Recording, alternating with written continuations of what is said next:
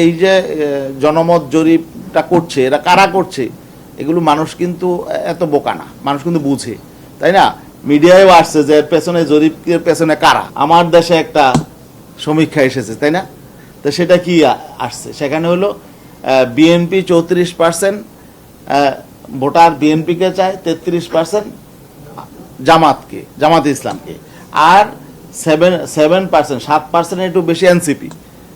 তো এখন দেখেন, এটা স্বাভাবিক বিষয়, যদি জামাত 33% থাকে আর এই এনসিপি 7%, 40% হয়, আর বিএনপি 34%, তো অনেক বেশি। জামাত তো তাহলে এখন এনসিপি জামাত তো ঐক্যবদ্ধ আছে, তাই না? তো সেখানে ইসলামী আন্দোলনকে দেখানো হয়েছে 3%, তো এখানে তার 3%-এর ভ্যালু থাকে না আসলে। তো এই যে জনমত জরিপটা করছে, এরা কারা করছে, এগুলো মানুষ কিন্তু এত বোকা না, মানুষ কিন্তু বুঝে, তাই না? মিডিয়ায়ও আসছে যে পেছনে জরিপের পেছনে কারা।